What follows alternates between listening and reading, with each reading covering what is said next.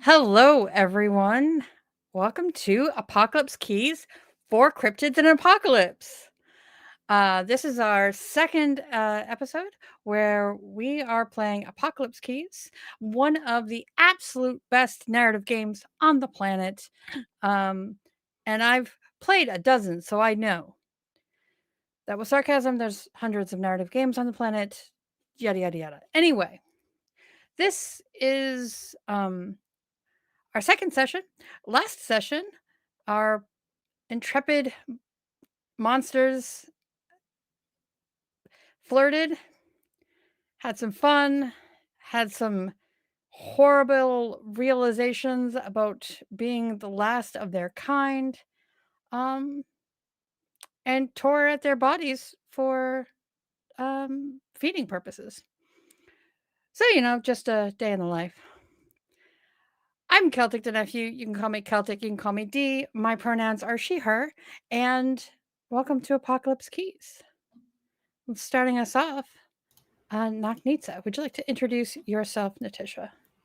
Hello, my name is Natisha, bringing to life Naknitsa, or Nitsa for short. Born from a cocoon, they've got ethereal doll vibe with moon eyes, whimsical silver hair, and moth wings that double as a cloak. They are nocturnal and vibe with lights, and sometimes will snack on clothes and a bit of other things, such as yourself. Um, as that's Nitsa battles an endless hunger and the horror of a body gone wild. A quick fun fact about myself is I can wiggle my chin up and down.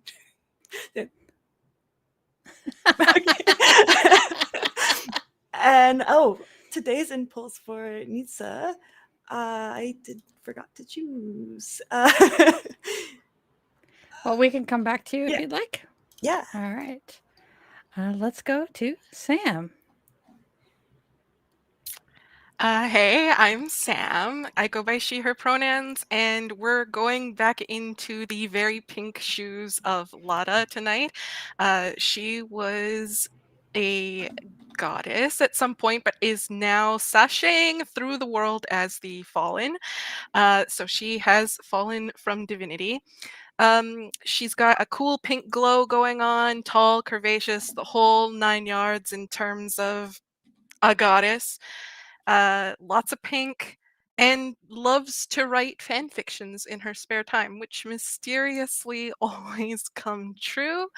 A quick fun fact about me: in the most chaotic thing that I've ever pulled off in a TTRPG is critting 3 times in a row. Nice. Yeah. That's beautiful. And today my impulse. Oh, I had it and I lost it. It's being one of those days. So, oh my goodness, here we go. Did you taunt or seduce those who would seek to destroy you? That is my impulse for this session. That's perfect. I'm sure it'll happen. Alrighty. Casey. Hey there, everyone. Casey here, going by he, him. I'll be playing Nick. That's a silent K, N-I-C-K. Thank you very much.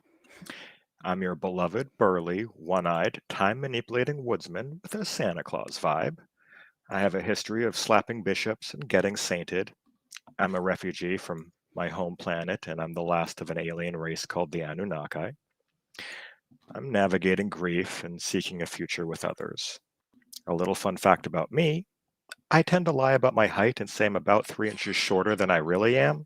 And for tonight, Nick's going to be rocking the impulse to seek solitude and turn away from hope for the future. Let's dive into the chaos. Beautiful. Okay. And last but certainly not least, Z. Hi, hi, yeah, I'm Z. I'll be playing Goodwin slash Genesis tonight. Goodwin was an Anunnaki obsessed with perfection and being better than Nick, which led him to the dark arts where he summons Genesis, a fatal mistake for him. But now Genesis navigates our world armed with only Goodwin's memories and the mission of the apocalypse. Quick fun fact about me, I used to play the accordion. And my impulse is, did you try to hold on to your humanity to great consequence? Oh, Yes. that'll be good. Awesome. And once again, I'm Celtic the Nephew. My pronouns are she, her. And a fun fact about me, I was the 1,537th person to winter over at the South Pole. And more people have climbed Everest than have wintered over at the South Pole. So that's fun. Now, Neat. Sorry. no, that's all right. So, who wants to start us off with what we remember that happened last week? I can do that. So we are on a mission. There has been something very strange going on in, I believe we're like Tirnagog. That's right. Yes, something like that. Something like that. Something like that. It's green. There's face stuff happening. We went into some kind of weird alternate, maybe a cave, maybe an alternate dimension, maybe a strange forest. We're not really sure what's going on. The color was slowly being sapped out of things. That was strange but interesting, of course. We found a hat covered in blood, which we all no, wait, I think not all. 75% of us decided we were going to lick the hat covered in blood. That was an experience. You know what though? Like 9 out of 10 would do it again, and I do believe some of us did do it again. If I was gonna lick a hat covered in blood, it was gonna be that hat. I would do it again. Yep. We found an altar, but instead of actually doing anything freaky with the altar, we just posed sexily on it, which was a vibe, honestly, in my opinion. If you find a strange stone altar out in the middle of some fey weirdness, what are you doing if not getting on that bad boy and taking some boudoir shots? Honestly, come on. It's going to be an experience no matter what happens. It's gotta be, yeah, exactly. Like, do it for the gram, honestly. So, moving on, some of us, not naming names, except it was Nick, decided that he was going to have a bit of a breakdown about like the fact that he's the only person last of his kind, after getting confirmation technically from Goodwin that he is indeed the last of his kind, because Goodwin is not actually Goodwin anymore. Yeah, so that was a thing. And then so he ran off while also like accelerating time, so the seasons changed, which was a little bit inconvenient because Lada did not dress for this particular weather, and she's gonna have some words with Kringle, Mr. Nick, about this at a later time. After that, there was a moment between Nitsa and Nick. I don't. The vibe of this moment was a vibe. We'll say that. It was a vibe. A little vibe, a tiny vibe, a poquito vibe. But it was a thing because then Nitsa like was eating some Nick, a little bit of Nick, but not like that. Just a little blood, right? As a treat. A little blood as a treat. It was fine. It was good. I don't know what they were doing because Lada came down the stairs and was like, "How could you do this without me? How could you engage in such flagrant carnal activities without me here to witness it?" Um Oh, we all gotta look at each other's like true forms because that's a thing. We're like flickering between like our human facades and like our true forms. So that's cool. There was an old woman who was doing, the classic old woman thing of like screaming a lot about the world ending and then running in the direction that we had come from. So we're like, okay, well, she doesn't seem to need us. Then after that, the sky tore open. That was a vibe. I'm into skies tearing open. There was a Triskelion on a rock, which some of us thought might be a good idea to eat, and then forced some other of us to eat it. Uh, not naming names, but it was Lada forcing Nitsa No regrets. to eat this rock with a Triskelion on it. Mhm. There's been some ominous gong stuff going on, and I think that's basically it. We put some clues together. May or may not have opened that door. May or may not have found the Harbinger. Some stars, some constellations showing up in the sky up above that is now torn open. Stars and constellations that are not of this earth, that are very strange and enticing, and probably have something to do with the plot. But do we care about plot at this point, or do we just care about maybe drinking each other's blood and other things? Well, we're not playing Vampire Masquerades, so That's true. I mean, not naming names, but some of us are. Just a little bit. I think that's it. Did I miss anything? Does anybody feel like I missed anything important? Oh, Nitsa has a cool Triskelion tattoo now, or like brand on their chest Oh, from eating yes. it. Yes. Pretty yes. celestial wings. Yeah, Yeah. I think that was it Yes. A whole lot of sexy posing with a flavorless rose. though. Mm-hmm. Okay. Lotta, if you want to have those words, I can speed up time now. I'm good. We can wait till we're back at the division. Okay. So, yes, you did indeed go through the mechanics of unlocking Doom's door. Now let's do their narrative. You will see that you have linked the bush of roses with the color kind of sucked out of it to the door of power. A hat dyed with red with fresh blood is linked to the Harbinger, and a Triskelion carved into an alien stone is linked to the tearing of the veil. Now, the tearing of the veil facet was actually supposed to be right when you started this, as you were entering, although you were brought in to guard the veil from being entered. It was torn, and your contact on the ground could not actually stop it. It needed you to go through to the other side to find out what had happened. So, just as a reminder, the tearing of the veil is not the same as the tearing of the sky. They could be linked,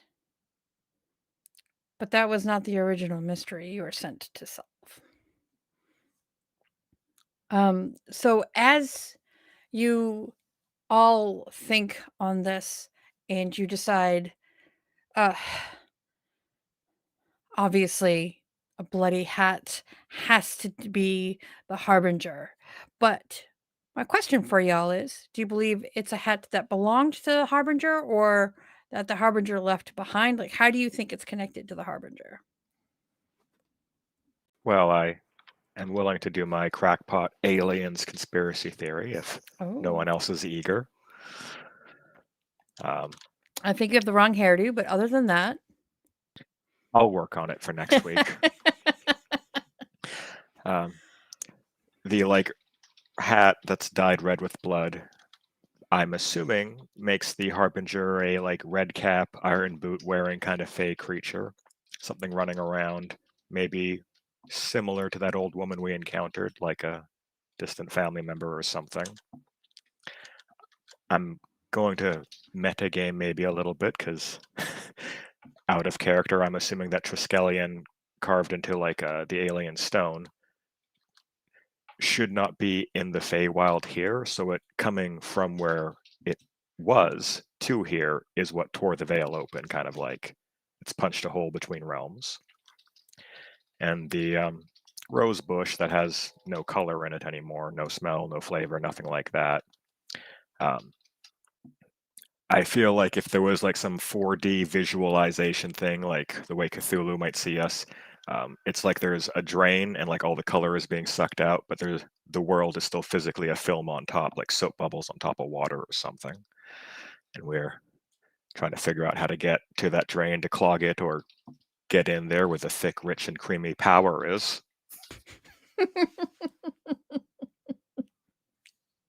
Anyone want to comment or criticize at this point?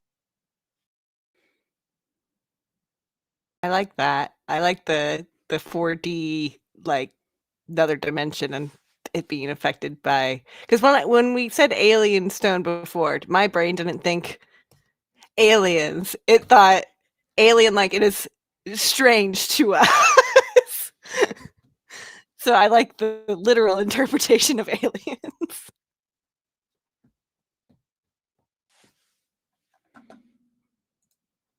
It said, does the rock taste kind of like me? No, it does not. But I want more of it. I need more of it. Find me more. I'll put it on the list of presents for Nitsa.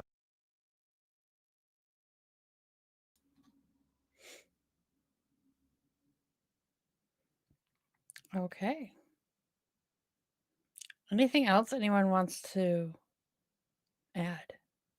Just the idea, if we do make the hat, I'm sorry, I did not catch what you said about what the hat connection was, but the idea that the hat is actually the harbinger, like a shapeshifter of some kind, and we've just been licking it is kind of hilarious if it's just been chilling there and we've been just been licking and carrying this hat around.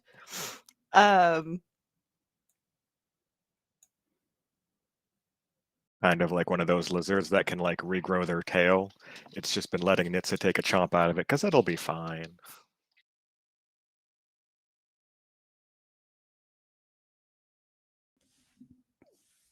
Excuse me. Okay. So as you are trying to find your way to this drain, you feel yourself getting closer, and it's no wonder that you managed to find it, as you can feel the vibrancy and the energy kind of returning because you are in this place where it is being sucked down into.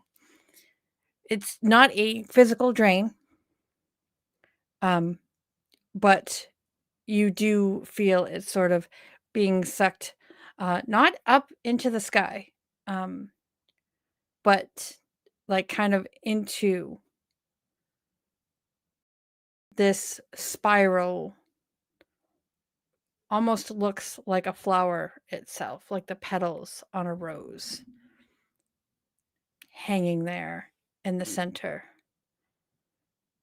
You know that you can unlock it and gain the power on the other side, and you know that you can try to guard against the Harbinger because you know they are on their way. What do you want to do with this moment as you come into this sort of spiritual drain?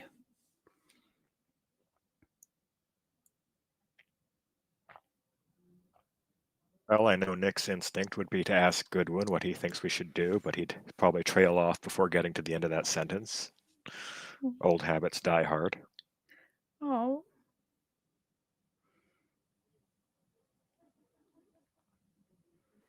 Yeah, Goodwin's to be like, sorry, did you say something? Nick's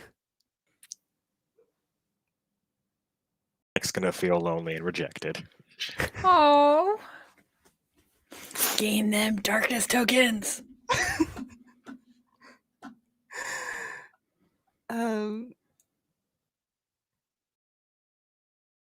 Yeah, I guess we should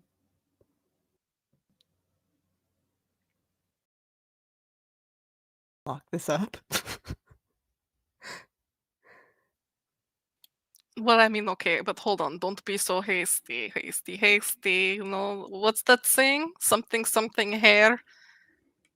Tortoise. Right? Bunny ears? Oh, the something about the hare winning the race. Right, yeah. But they didn't. So what I'm saying is, I had never heard that version. you've never heard the version where the hare doesn't win.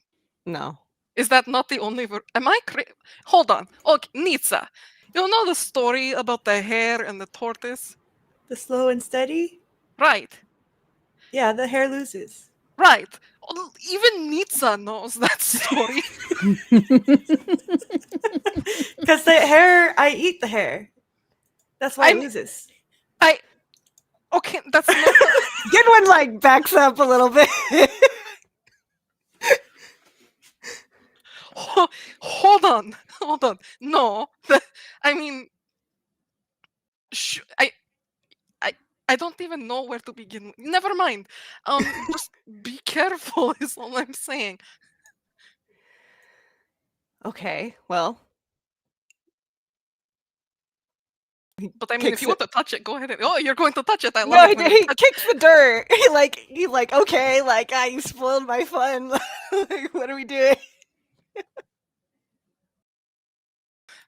and just like pats Goodwin on the shoulder. It's like, there. Every something will have their day, so like don't worry about it, I guess. But if you want to touch it, then please by all means touch it.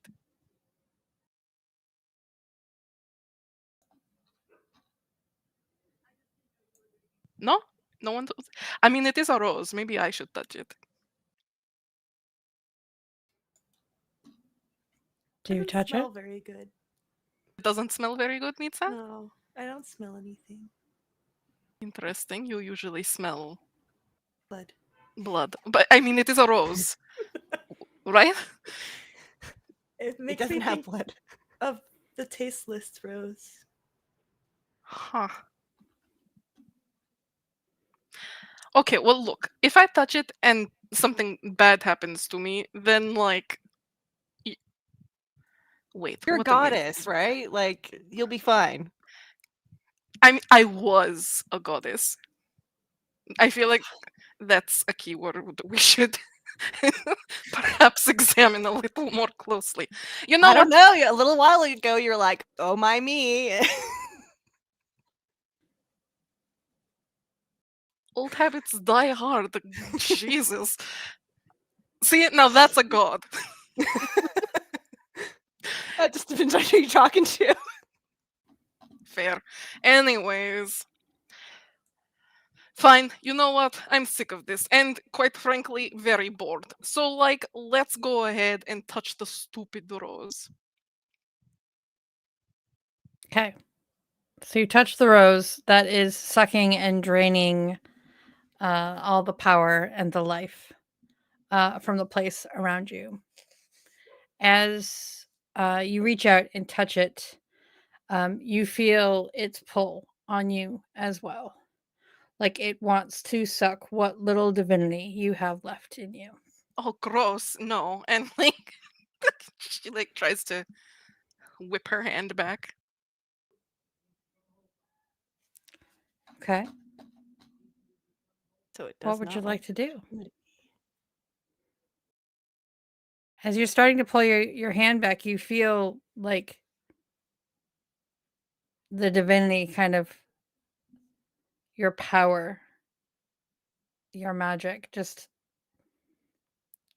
the force of love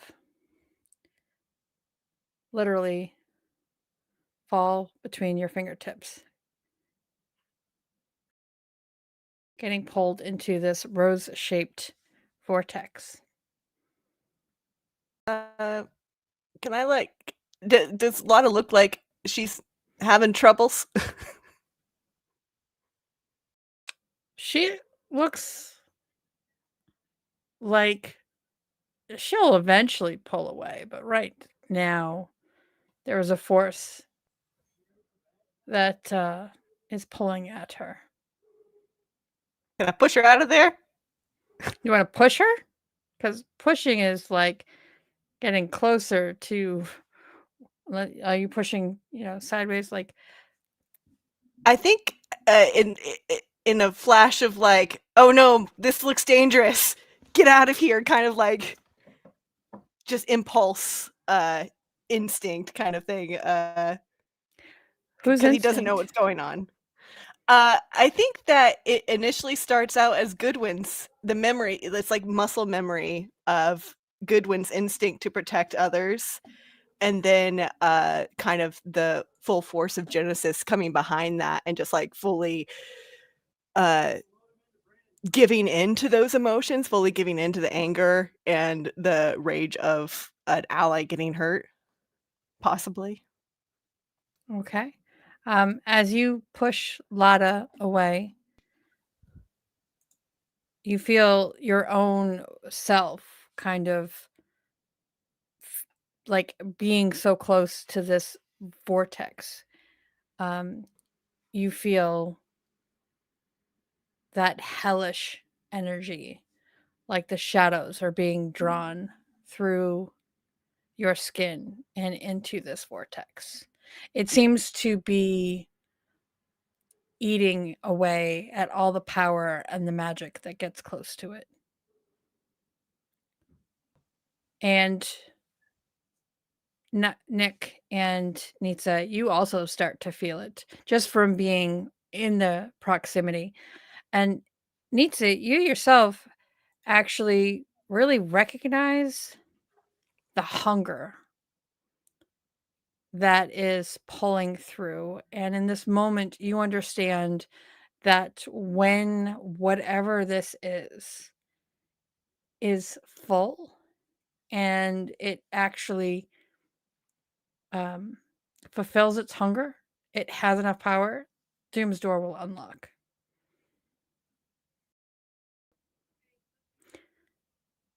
At that moment, Nick, you see coming up behind you, kind of hear it through the trees, a stumbling. You see an old, wrinkled man with big, heavy iron boots and a long pike with a big, heavy head. He looks confused and he's bareheaded.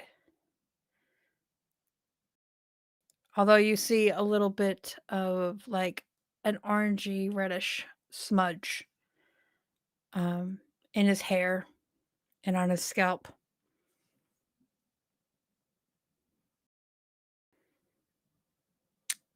He is running in, and as he sees you all, he shouts out, "What are you doing? That's mine." Even as he says it, he seems a little confused.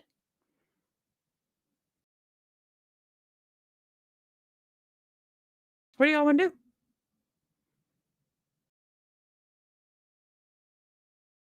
Well, if Nick's the fastest one to respond here, I suppose I'm going to try to use Reshaped by Despair to see into their soul. Okay. Possibly declare what I find there. Mm-hmm. Let's see here. Going to say that Nick's form is going to warp and elongate a bit more. The like broad muscles he has and the kind of like beer belly keg thing he has from like no vanity muscles, just muscles. He doesn't look so pear-shaped anymore.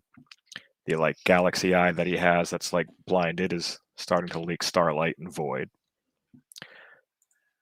And gonna unleash the dark.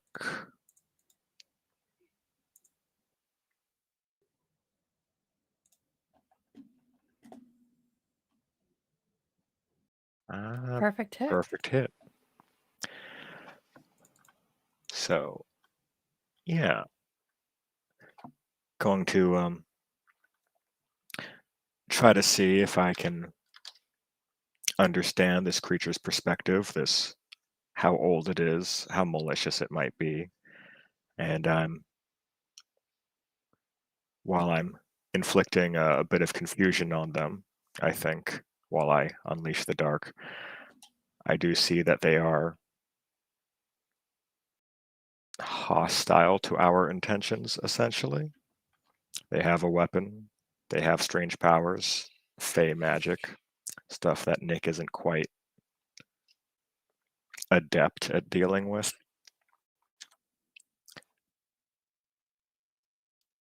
I don't know if there's anything else you might want to add, Celtic. In your soul, you do see a dark malevolence there. That is natural to this creature. And you see it is also missing something. That hat was taken away from it. And he has somehow been manipulated by another creature. Something has kind of replaced its own internal fey logic with a deep drive to get to the power at the door. You do get your Unleash the Dark.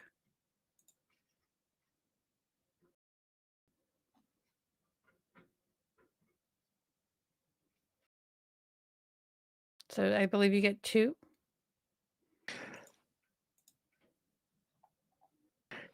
Yeah, 2. So one of them is confusing them for a time. Mm-hmm. And I gonna go with exposing a weakness or flaw.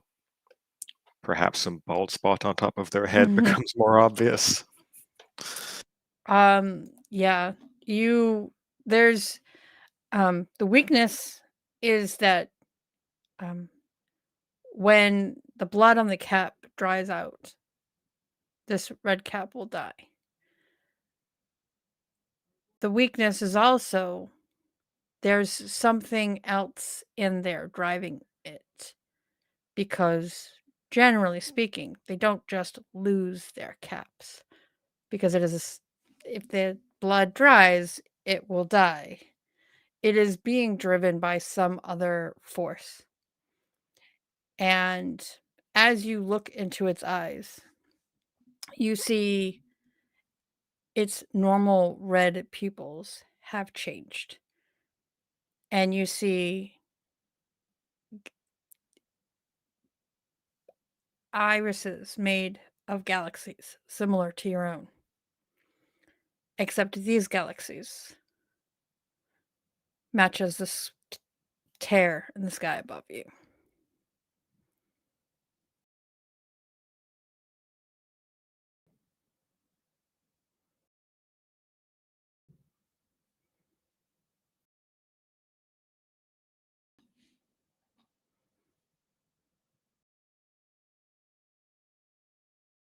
So it's definitely got a weakness, which someone else can.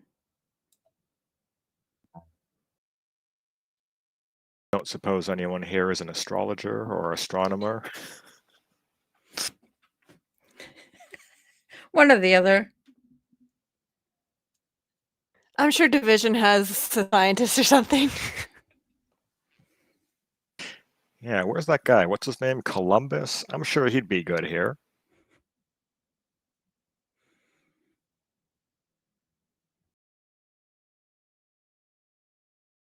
I don't know, man. This guy is really striking me as like a Pisces, and I just don't vibe. You're a Capricorn. I don't think like you two have such weird energy going on right now, and I just think. But then again, you know what? Who am I to say? Maybe if you kissed, things would get better. You should try kissing him. Well, not feeling particularly amorous today. You could always Kinda. try eating him. I go halfsies, Nitsa? Sure, sounds good. Let's go.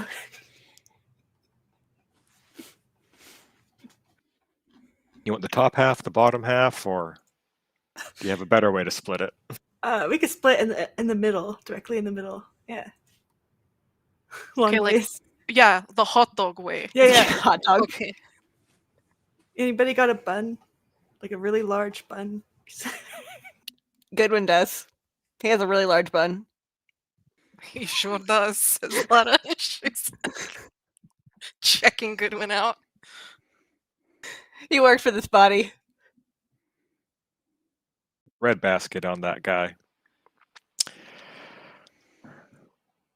I'm curious, like, what this guy's like reaction is to us just casually talking about eating him like a hot dog. Well, apparently he's really confused right now. He is running towards you all with a great big pike. But Casey, Nick has confused him quite a bit. So, I mean, you have a little bit of time.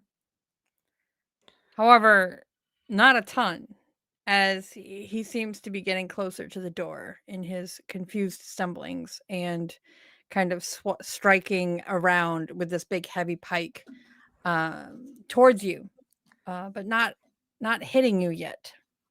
Can I unleash the dark on him to trip him with my shadow magic? Darling, I don't think you understand. You're an Omen Class Monster. You can do I can do whatever the anything? crap you want. What do you pedal to the metal, darlings? Like, you're monsters. Act like Cool. it. Yeah, Please I kind of picture get Goodwin. all that ruined. Do I need to roll first before I describe what I do? Or do we describe things and then roll? Go ahead and describe things first and then roll. Cool. Yeah, so I picture Goodwin like he's like, this is so. Are we past the 10-minute mark? Can I curse? This is like so fucking weird. Like this whole situation, he's tired of it. This guy's running towards them, and he kind of like shakes off this like the door that like was taking the shadow magic from him, and he's like, I'm done with this. And he does his shadow puppet things, and they go out, and I kind of feel like they kind of like grab the guy by his foot and kind of pick him up, so he's like dangling there. Okay. Cool. And hopefully He's- drops the bat or the thing that he's carrying. I The mean, pike? this is something you really need to roll for. This can just Oh, happen. I thought we said that I had to unleash the darkness if my shadows touched someone. Oh, that's right. Well, yes, then yeah, if you're using your shadows in that way. I forgot about that. But yes. Cool.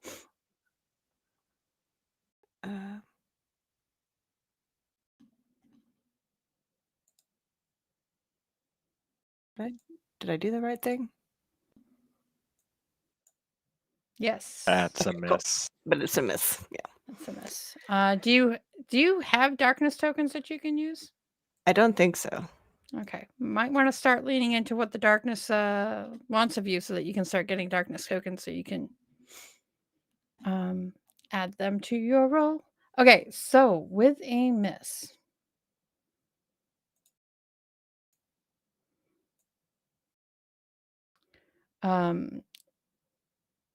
Yeah.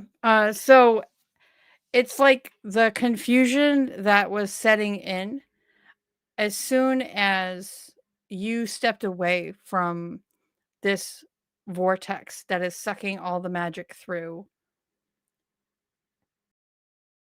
You kind of unblocked something that your shadows were blocking from the door. So as your shadows kind of like lift him up, he turns around and hits you with the pike, throwing your body back into the portal. You can feel all the powers of hell being pulled. And it's not just pulled through your self as Genesis, but also through the body of Goodwin. And you feel the pain twice over, an emotional pain and a physical pain. I would like for you to take a condition. Love it. Which one would you like? My roll 20 keeps. You got raging, lovelorn, obsessed, and despairing. I'm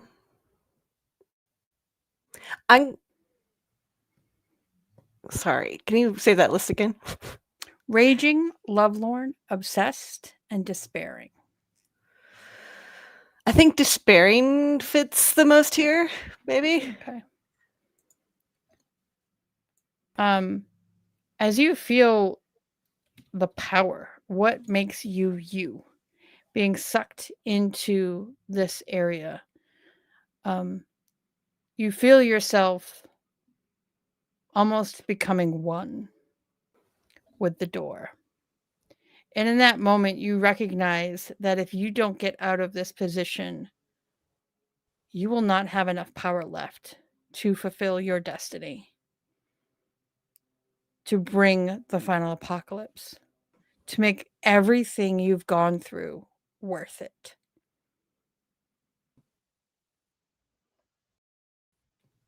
You've been living this life in this body, unable to leave. And now, if you don't get out of here, you will be trapped in it for all eternity.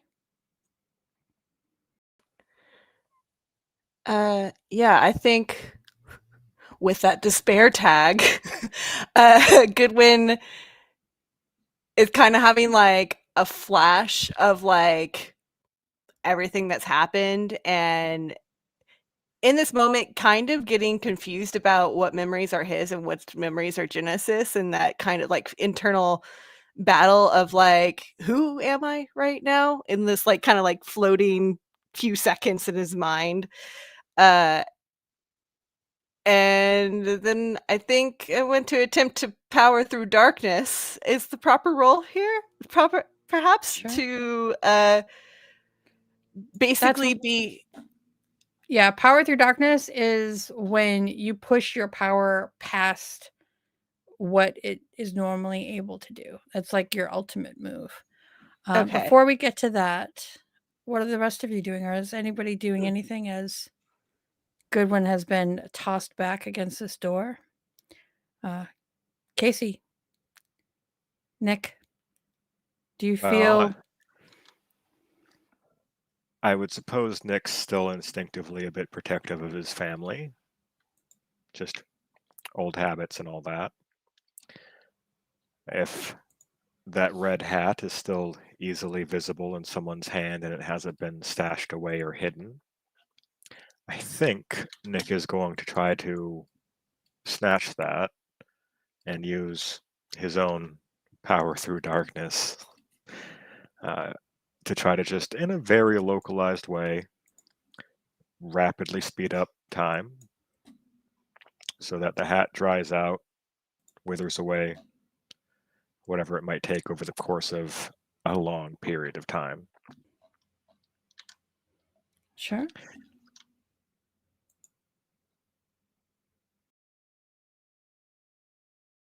It's like a 10. Nice.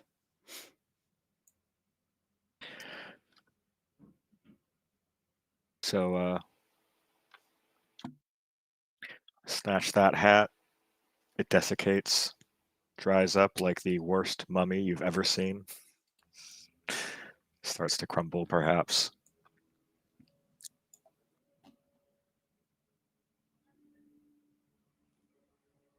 Okay. You are able to do this. And in that moment, as this creature is kind of dying, wrapped in the shadows of Goodwin's Genesis powers and magic, Would you like to create a new bond with Genesis? I would like to create a bond with Genesis, salvaging what family or the lack thereof I seem to have.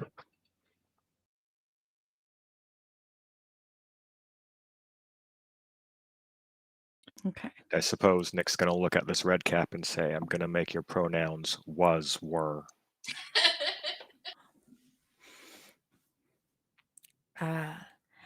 As you do that, all of you feel the pain as this creature dies. And it's not just a physical pain, it is also all the malevolence and emotional pain that he has held inside his soul for millennia. You also feel a little something different, something none of you really recognize. As a part of his soul rises into the sky and seems to go through the tear. And you see the magic of this area you are in start to kind of, it's still being pulled through this portal, but you also feel it kind of coming in from somewhere else. And you see as a dean walking through. This time in the other world, you see her as a much taller woman, almost as tall as Lada, statuesque, like a goddess statue, but also in like 3 parts. So, kind of in one corner, like 1/3, you see she is a maiden with blonde hair, pale skin, freckles, blue eyes. In another third, you see a more matronly woman, an older woman, with rich black hair, tan skin, no freckles, bright green eyes. And the last final third, you see an older woman, dark skin, wrinkled, with a hooked nose, white and gray, salt and pepper, wispy hair. And as she moves in this one body moves forward, and you can see these 3 parts of her come through. Her arms are outstretched, and you can see that she is very powerful and is trying to undo the damage that has been done here. You can feel her magic is going in 2 different places to try to seal this and to also try to pull back the magic of this world from the portal. Lada, Nitsa, what do you do to help her in this moment?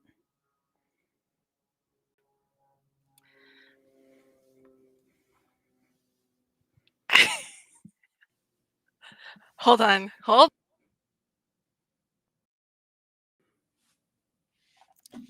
Hold? Why are we holding? hold on. Okay. All right. So I'm gonna go. Lada is gonna go ahead and address the elder woman, the elder third, and say, Mhm. "Oh, Atropos, I did not think I would see you here. How are you doing? How's it going?" I'm a little busy, Lada dear. Little help? Right, right, right. Help. Sure. I can do that, I think. So, um, I think what Lada would do to help Atropos and her sisters, the fates, seal this door as is meant to be fated, it seems. Um, let's go ahead and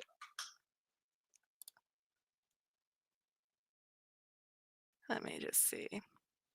I'm gonna go ahead and unleash the dark to help avoid reprisals, harm, or cost on behalf of Atropos. So, and the way I'm going to do that is to um, kind of establish a tether between Lada and Atropos, who is, the elder of the Fates, the oldest sister.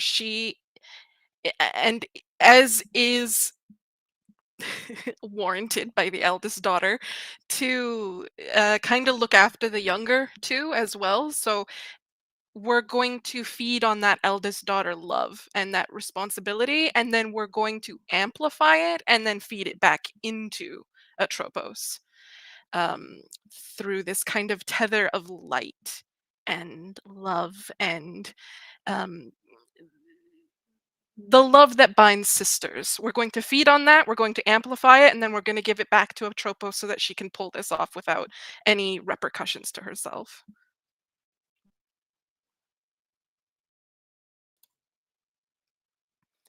And here we go. Oop, here we go. Yeah.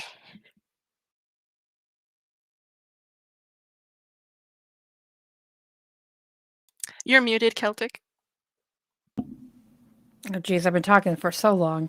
Oh, Okay, I'm sorry. thank you. No, it's not your fault. Totally me. Okay, you get 2. And by the way, I love this. I love the You whole love vibe the of this. vibe. Okay, let's get to there. So we did the one where we're like trying to get some repercussions under control, and the second one we're going to do. So we're avoiding reprisals, harm, or cost to Atropos and her sister Fates. Um, let's expose a weakness or a flaw of this door. Okay. Yeah. Okay. Yeah, definitely. Um, yes. So if you're gonna let me, may Sure. I? Ah, fantastic.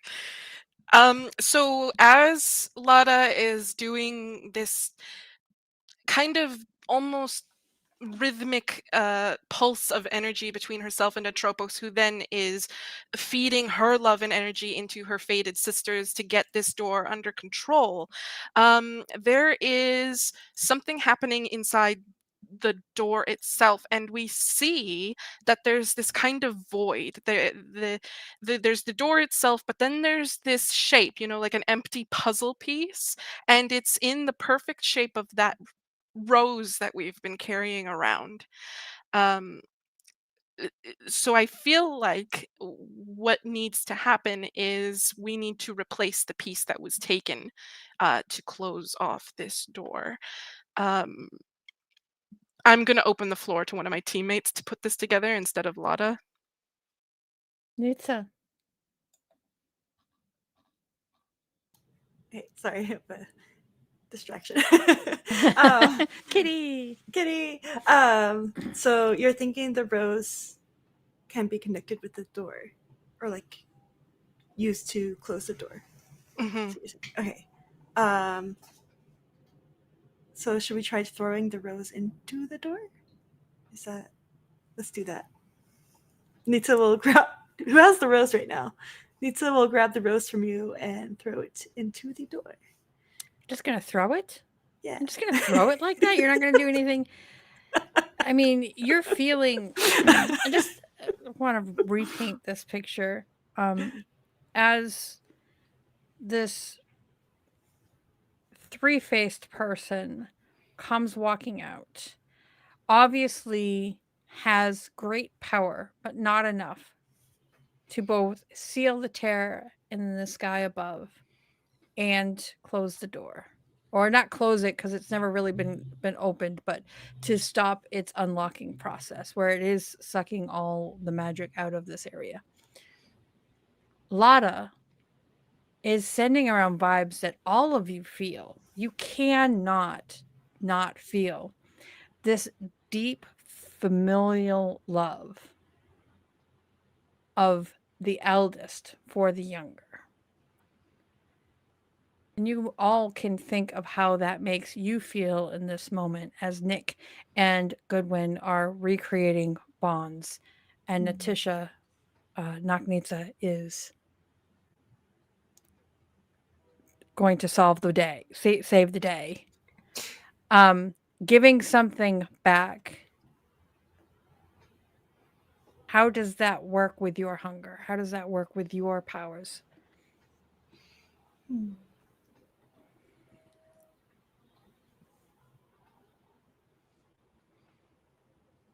I feel like in a way, her love for food, for eating, she can use that as a way to give it back to the love that's going around and to the goddesses. This is her way of contributing, like my love for food. I can sacrifice that for the purpose of closing the store. Okay. As you send this rose back in, and you realize that your own struggles with the feelings of hunger and satiation are what is actually helping you. You're able to send through a little bit of the power you have to satiate the power in the door through this rose. You all feel as that vortex slowly swirls up and closes like a rosebud before falling to the ground. Magic starts to seep back out, and you can feel Adine still working to refill this place with parts of her own magic that have been amplified by Lada.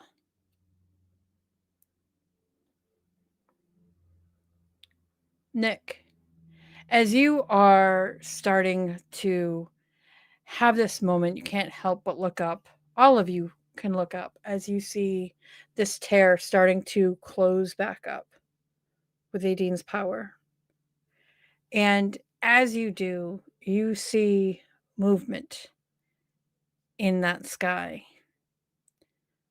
as if something is flying through that space. Something that was possibly trying to get in. Adine is able to seal it. She will thank you for all your help. But there was something out there.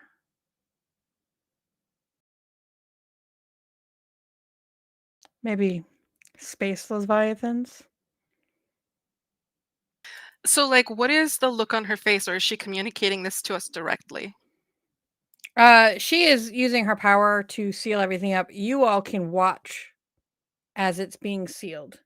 Oh, so we are actually seeing that there's something in the dark distance, so to speak. Yes. Okay. Like, you know that scene from Avengers where like portals open up in the sky and things are trying to fly through? Yeah, so that's what we're working with here. But Okay. it was sealed up before It could get through. it could get through. Got it. Yeah, so in that case, Lada like leans over to Nick and she's like, that was the second biggest weird space thing I've ever fucking seen.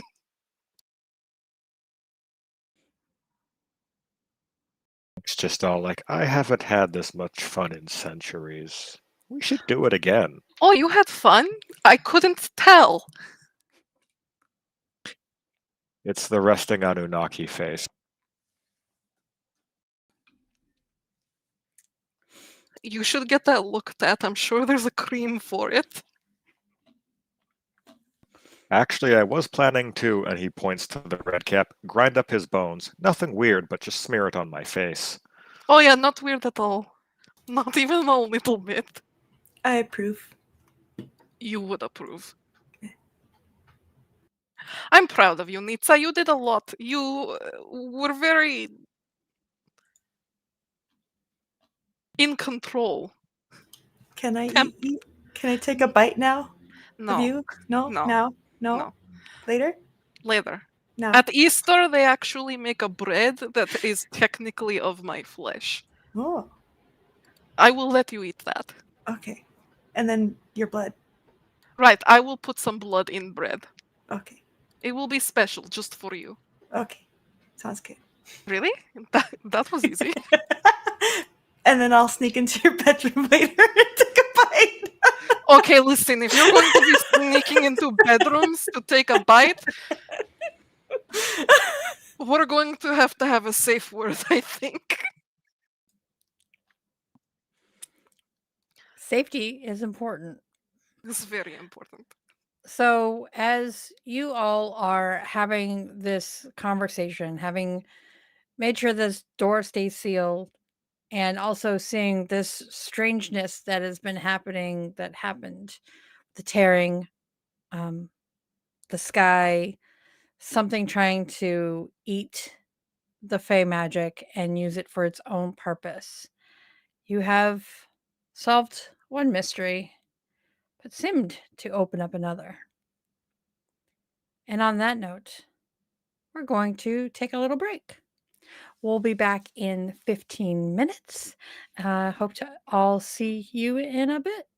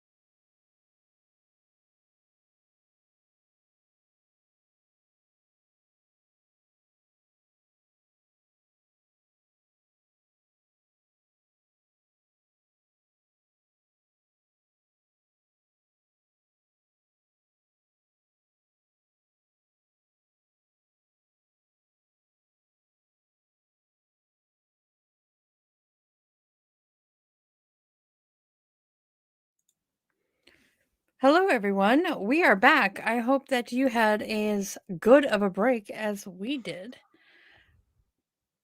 Stepping back into us, did we? Speaking of everything all at once, Natisha, did you ever tell us your impulse? I did not. I chose do you surrender to the hunger within you at the worst possible moment? Ooh. That sounds fun. Awesome. Do. Okay, cool. Let's try to make a worst possible moment, shall we?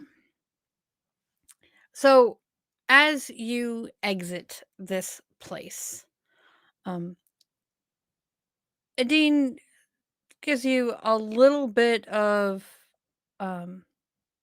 one of her faces gives you a bit of an talking to as far as um speeding up time.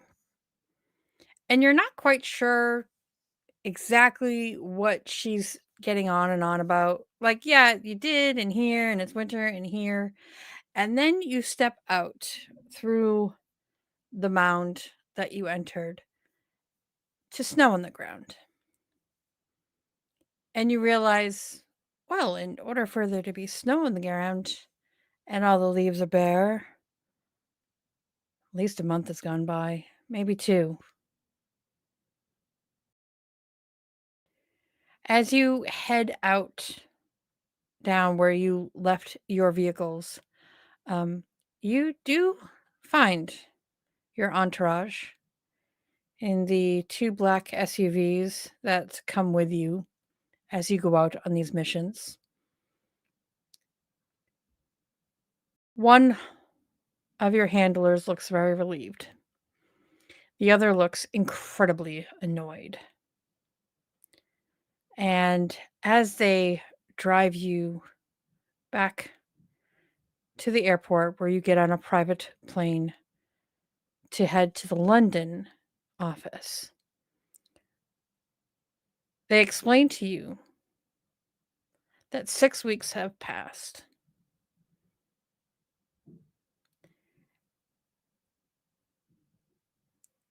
They were fine, they took shifts. That's why you have so many handlers.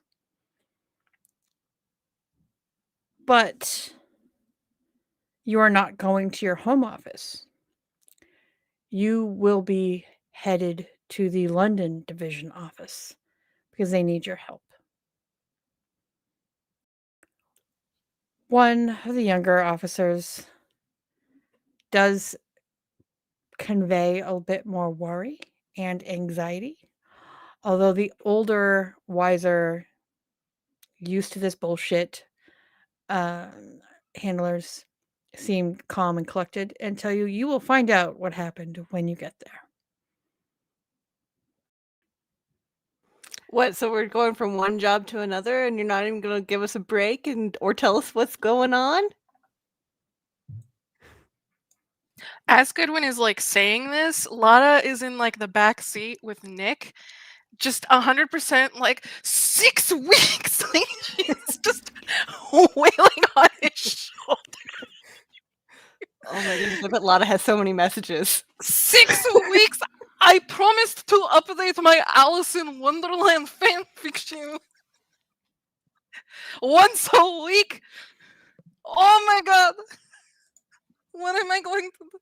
And not only, never mind that, and her phone will not stop dinging from like because like, first of all, the battery was dead. So now it's like charging in the back seat and it's just going off. Like notification, it's like barely able to even like keep up. Like it's just it's like she is just getting notification after notification. And like when it's finally done, she picks it up and she looks at it and she looks at Nick. She looks at the phone and she looks at Nick and she says, I'm not listening to 104 fucking voicemails. I hope you're fucking happy. I cannot with 6 fucking weeks. Unfucking believable. I'm not even dressed for snow. I didn't even get to go shopping for my winter. I love shopping for winter wardrobe. That's when you get coats. You owe me a really good winter coat. Like a really nice one. Like fur. Like velvet. Like we're talking Dior. We're talking Chanel. Unfucking believable.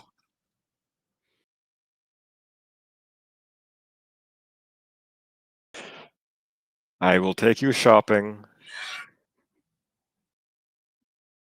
I will show you where I get my suits done. Lotta like eyes him and she's like, it is a good suit, I guess. It is nice. Goodwin chimes in. He's like, kind of nonchalantly says, like, yeah, Nick's always looking good. Like, kind of hyping him up as Goodwin used to. Always looking quite delicious. I agree.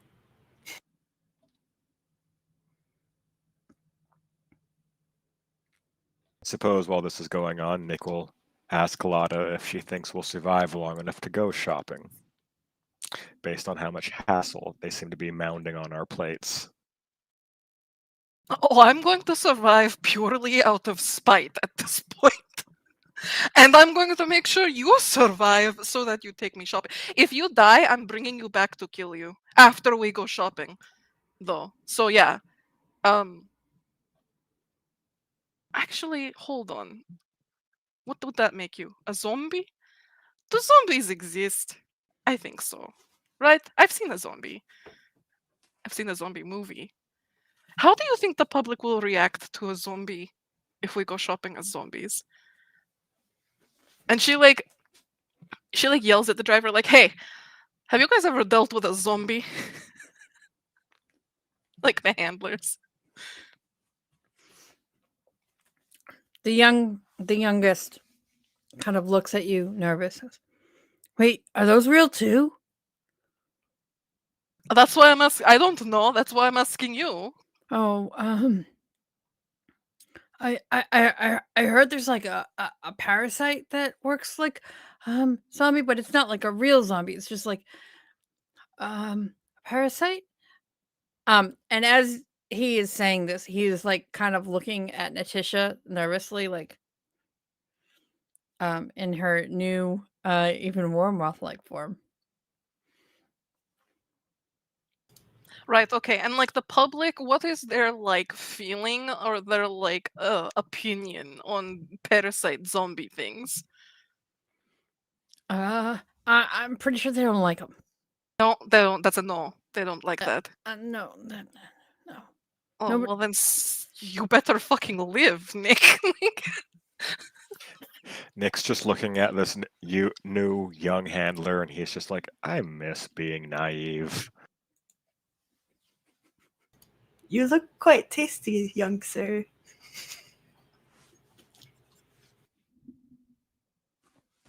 He just kind of inches away. Probably bumps into Goodwin and then inches back.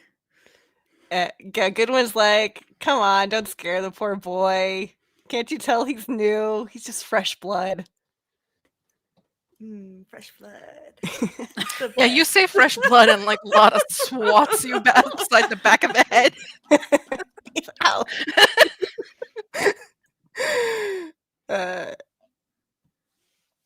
I think some point at like during the travel, Goodwin's gonna kind of be like maybe when we like stop for gas somewhere along the way, you know, taking smoke breaks or whatever. Goodwin is gonna approach Nick, and basically be like, offer him a cigarette. We'll take it. And he lights it up, and you know, it just takes a long drag, and he says, I didn't really know it was gonna happen.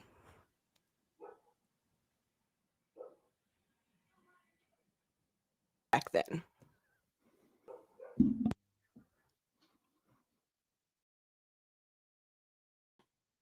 Nick will be staring at Goodwin Genesis a little bit, and he'll be all like, I'm sure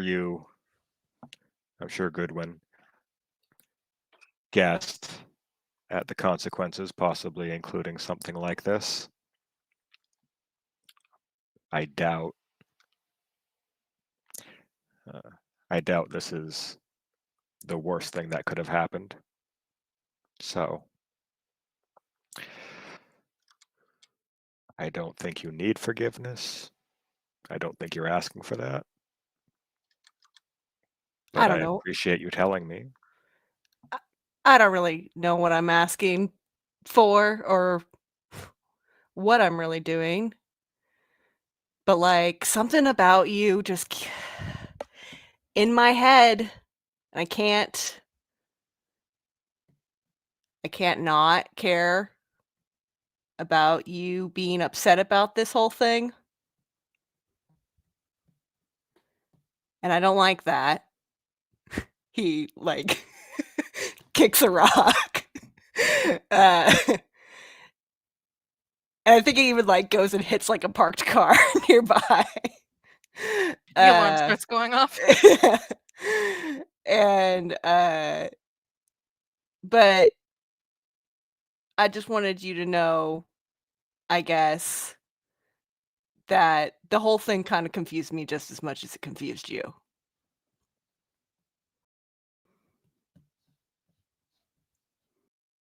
Looking pensively as he's, choking a little bit on the cigarette, because I assume he doesn't smoke too often. And looking over to Goodwin, Genesis, he's like, well, on a long enough timeline, which do you think will break first? Your body or your spirit? He takes a long drag and he says, I don't know. I've been around for a long time. Goodwin was around for a long time before I came along. Guess time will tell.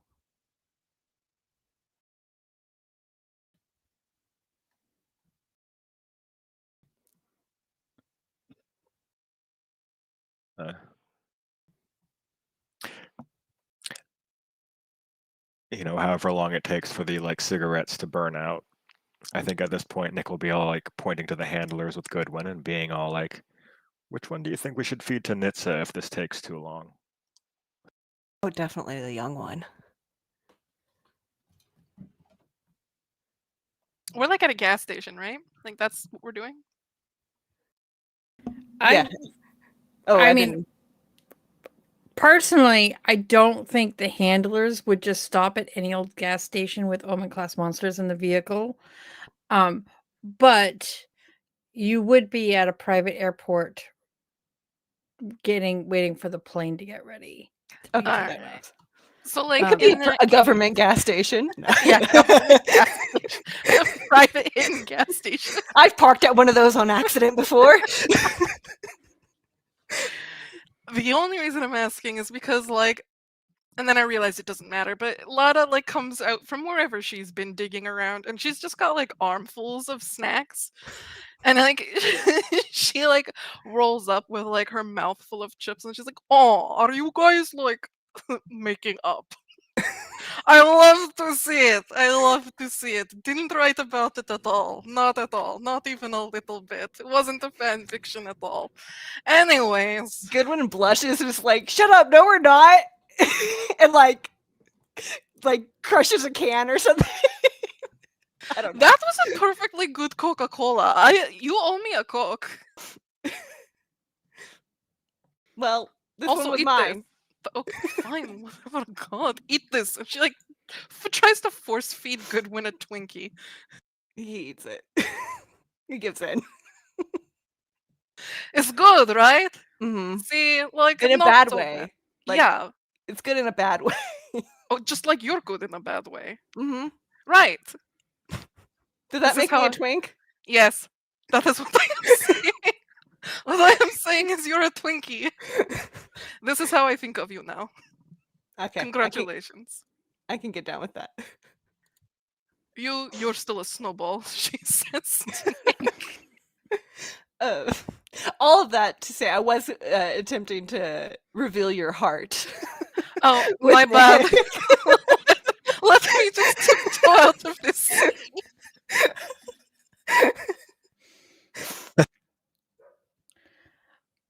Well, go ahead and roll to reveal your heart, and we'll see. If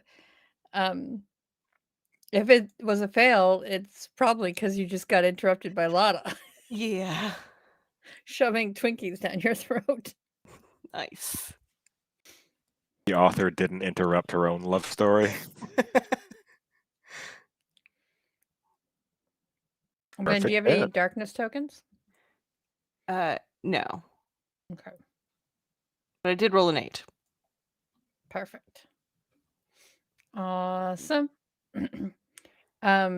So your heart reaches theirs, and you get to choose one from the list. And if they choose to deepen the connection further, they get to choose one as well. Cool. Suppose Nick will choose to deepen the connection. Some sort of repairing of the bonds. Mhm.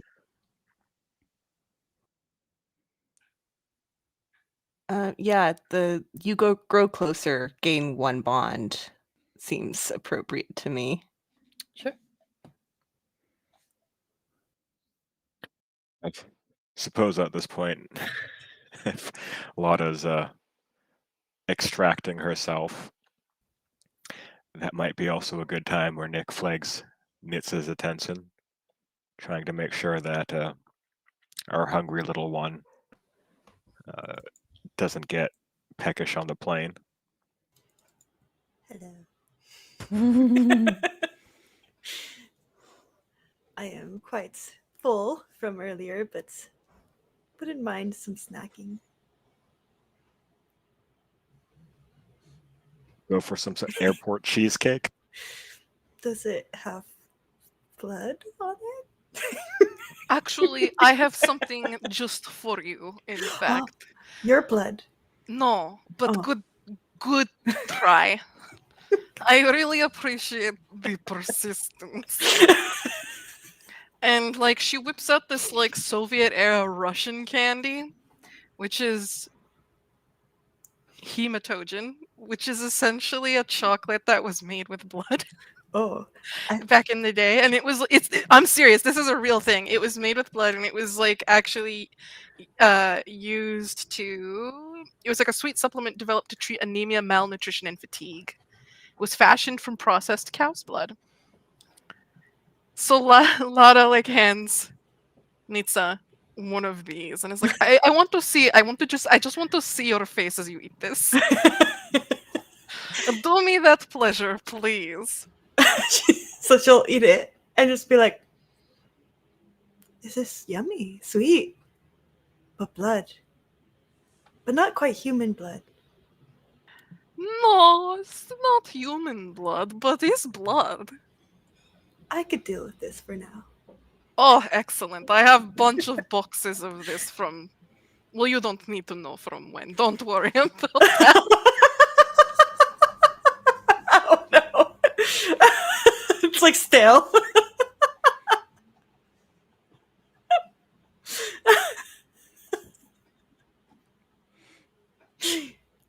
It's fine.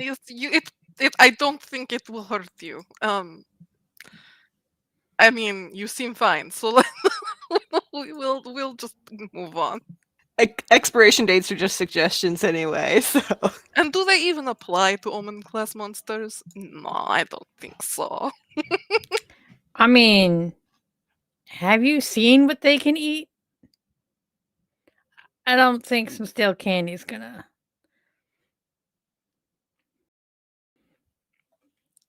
So, eventually, the plane lands at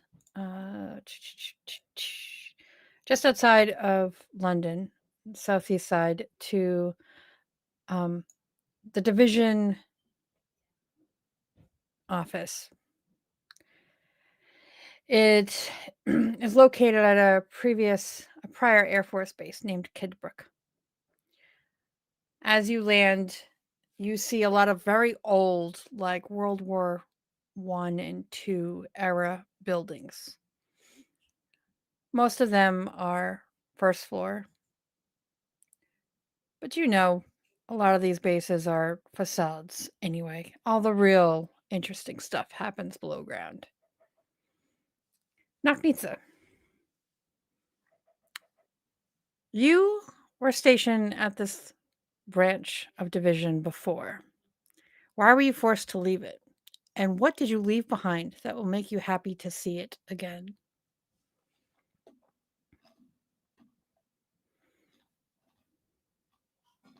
There we are. So I was forced to leave because Nisa kept trying to sneak into Calloway's room at night while she was sleeping and kept trying to bite her at night. and no matter how many times Calloway would try to block out Nitsa, find ways to block her out, Nitsa would find her way back in somehow. There was a butterfly moth garden that they love to visit at this division, and they will be happy to see their moth friends again. Awesome. Love it. As the plane lands and you disembark, do you head anywhere in particular, or do you wait for the rest of the group? I think they'll go straight to the garden. Okay. Just kind of skipping away. Amazing. The rest of you, your handlers are trying to bring you in the main door. Where do you follow Nagnitsa? Do you notice Nagnitsa, or do you just head to where the handlers are trying to drive you? If it's between following the handlers and following Nagnitsa, Goodwin's gonna follow Nagnitsa. I'm gonna say Lada is like so engrossed in her phone that she's just kind of paying attention to whoever's walking in front of her and following them. So I'm gonna go ahead and say if Goodwin is following Nitsa and Lada isn't like looking where she's going because she's like in her phone, that she's just following an ass. Following that bread basket. That bread basket. See, that just makes me want to make sure you're following the handlers, but that's we can say it's Goodwin. What about you, Nick? I feel like Nick would have been talking to the handlers for a bit, walking with them, looks around, realizes he's alone with the handlers, and then just does that like high-speed time stop thing where he appears to just disappear from their locale as he goes to find the omens. Okay. Gotta find my kids, my dumb kids. Yes, as you kind of high speed it away, Nick, you do hear a very grumpy voice. No, they want to speak to you right away. Which is along the same lines of what you'd been hearing the whole time from the plane. And several of the handlers will run after all of you. But not so you do have a moment in your garden. Would you like to describe it for us? This garden has a bunch of different varieties of flowers from all around the world, with a bunch of butterflies. And what time of day is it? Every night. You tell us. Sure, it's night. So actually, moths are flying around. During the day, the butterflies will be out. There are some moths that will be out during the day, but they're mostly nocturnal. So Nagnitsa will be over there and just standing, fluttering around with the moths fluttering around, and they seem at peace. What's the lighting situation in here? Like, I know you're saying it's night, Yeah. but Oh, like, yeah, sorry. explain to me. No, you're not sorry. I'm asking. Well, the lighting has like a lot of has like the fairy lights at the top, and some like magical lights that are floating around. Yeah. Vibes. Soft glow, stuff to attract the moths. Yeah. How attracted are you to the light? Very attracted. They're very pretty. I'm imagining Nitsa's eyes getting like huge. Trying to catch the lights. Goodwin, do you just follow? How do you appreciate this spectacle? Yeah, I think he follows along and watching Nitsa get like totally into the lights and enjoying like watching all the moths and stuff. He just kind of takes a moment to also appreciate the stuff around him and be like, hey, what's this about? What is this person enjoying about this person who's bloodthirsty at every opportunity? What is so fascinating about this? And trying to basically sit in comfortable silence with them. And as you stop and have this moment, you feel a thump as Lotta walks right into your back. Swearing under her breath.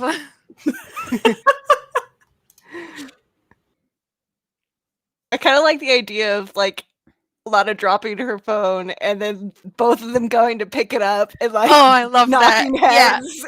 Yeah. No, I love it. Yeah, no. So like yeah, okay, so like Lotta like whumps into your back. I'm just like, fuck God, fuck Christ, unfucking mother shit. Just So many notifications to respond to. yeah. And then like yeah, the clatter of like the phone, and then like she's also like muttering like sorries to like Goodwin, because she recognizes that like she was the one not looking where she was going. She's like, oh fuck, sorry, like, and then like a good bonk. And like, ow! Yeah, I feel like it's sore for a while. Oh really? Like fucking ow! Oh, you really went for it. You would too if you had like 100 fucking voicemails. Oh my god, Nick, I'm going to fucking kill you. So what is with all these messages? I never got very many on my phone. Oh, I could send you some messages. Here, I'll send you a message right now. But Do yeah, you even have it? Do you have a phone? I don't think I threw it remember. on the ground last session. You Right, did. but like I You imagine did. he picked them up, or like the handlers. Maybe Yeah. that old lady has it. The old lady, yeah. the lady. No, I think Goodwin's relationship with technology is Goodwin, the man he was before Genesis came along, probably used technology in the sense that most people have to use technology in this day and age, but I don't think he was tech savvy in any by any means. And so being a demon, Genesis coming into this, I don't think that she has a whole lot of context as to what social media is all about outside of sending nudes and like that kind of thing as a lust demon. So like yeah, then so not even realizing that you might not have your phone, Lotta like leans in so that like Goodwin can watch the text that she's about to send, and she's just like eggplant, eggplant, eggplant, eggplant, splash emoji, splash emoji, splash emoji, Oh. heart emoji, heart emoji, kissy face. So Send. okay, so we're back to using hieroglyphics now. I didn't know that. I didn't catch that trend that Yeah. humans were back to using that. We totally are. I mean, yeah, they. I forget sometimes. Yeah. Yeah, me too. I'm so curious what you think these hieroglyphics mean, though. He Let's test your human reading hieroglyphics ability. me Z is thinking theatrically it'd be funny if he says a whole bunch of stuff and in the movie that is this, it's like bleeps out everything that he says that it thinks it is because it's just so horrific. It's just one really long bleep. Yeah. No, beautiful, because then Lotta's just like, And then scene ends. Yeah. Or then Nick comes in on the tail end of all this. And shortly after, a bunch of handlers trying to get you all to a briefing. I was just picturing Morse code sounds going off in the background. But if Nick comes in at the tail end of this, he's like, it clearly means wash your vegetables. It makes With them love. taste better.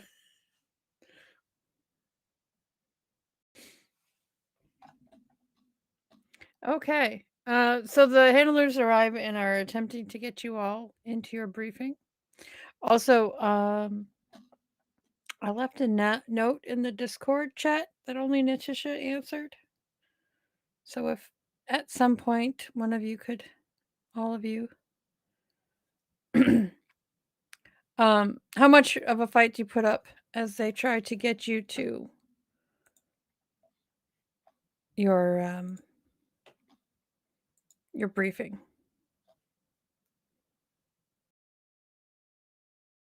Sam, I don't hear you. My cat is crying, and I'm trying to like get her to calm down. Sorry. Okay. No, that's fine. I think at this point, Goodwin complies if they're coming all the way over here to chase him down. All right. Cool.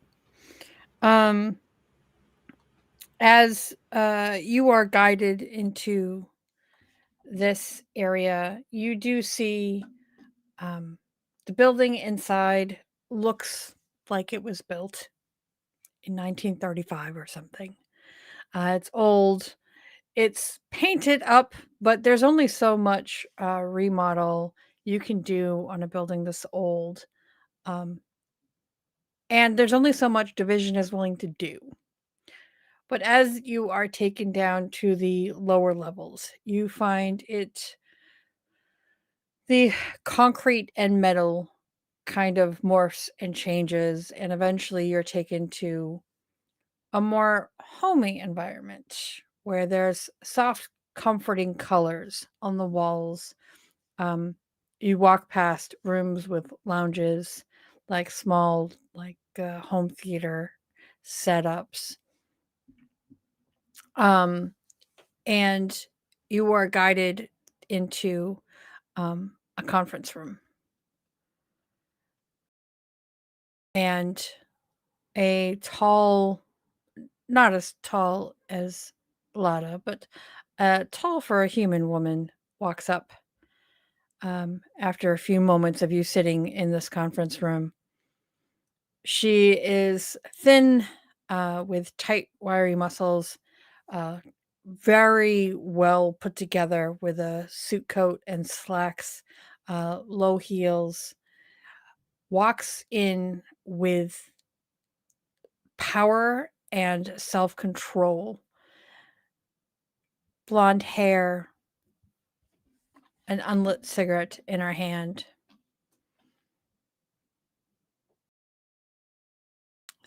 Lada, you have worked with this woman before. You know her to be Commander Calloway.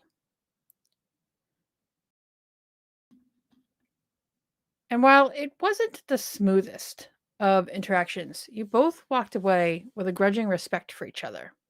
What secret do you know about Calloway, and why would you never tell anyone? Lana knows that Calloway is deeply and almost embarrassingly in love with someone. But she wouldn't tell anyone. The kind of love that Calloway feels is the kind I feel that may not be the main driving force of her duty, so to speak, but is definitely a large contributor, which is what Lotta respects. And she would never tell it to anyone because Lotta's not the type of person to like air another woman's. I don't want to say the word weakness, but that is technically the closest word I can think of. Is like Lotta is very much like, I will back you in this because it gives you strength, and I wouldn't want anyone to take that from you or use it against you. Mm-hmm. Amazing. She gives you a respectful but barely imperceptible nod. All business as she walks in. Well, it's about time. That should have You should have been back here by November 1st. I don't understand why it's mid-December. You're telling me it's like Lotta's still going through her phone.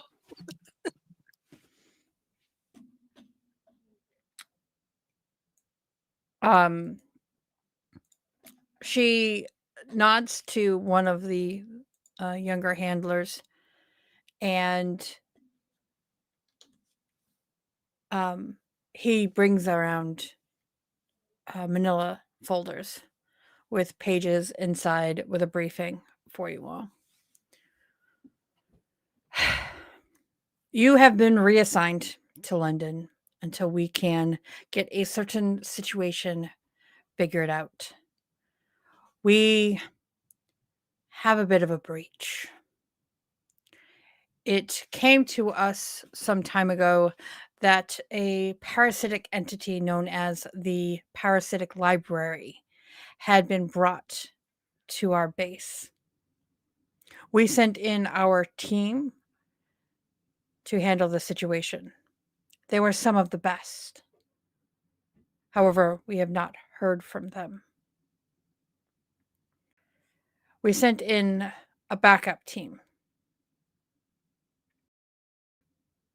Soon after, radiation started pouring from the area where this entity was known to be. Only one person is known to have survived it, and they have gone missing.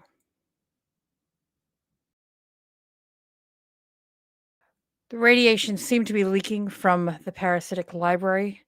This is unknown phenomena in our dealings with this creature. We do not know why or how. Marcus seemed to be acting strangely when he left. He was ordered to go to sickbay for a full over. He has never been one to disobey orders. He's generally more of a paper pusher than someone who goes out into the field. He soon disappeared. The radiation signature is gone, and we believe he disappeared with the library and is taking it away someplace. The parasitic library eats knowledge. Any knowledge that it takes, that it consumes, becomes lost to time and memory. For this reason, it is imperative that we find it and contain it. We don't know what has happened or how it has defeated 9 of our best people.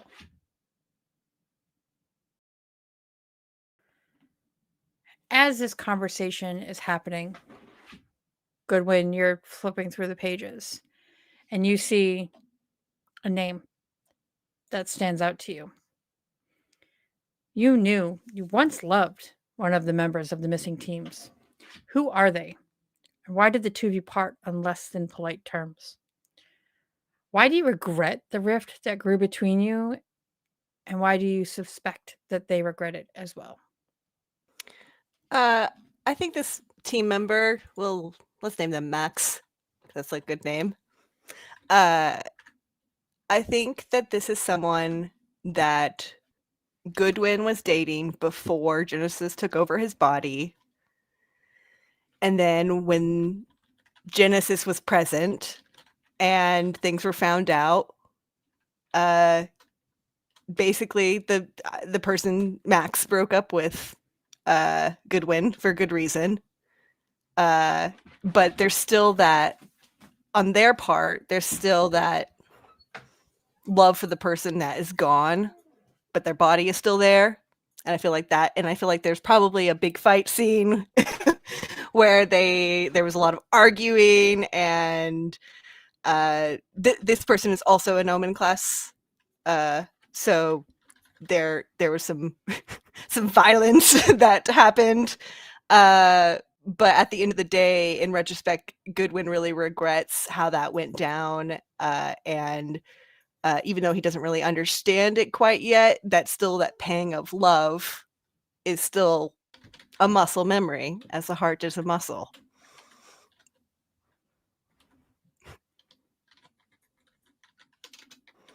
Oh, amazing.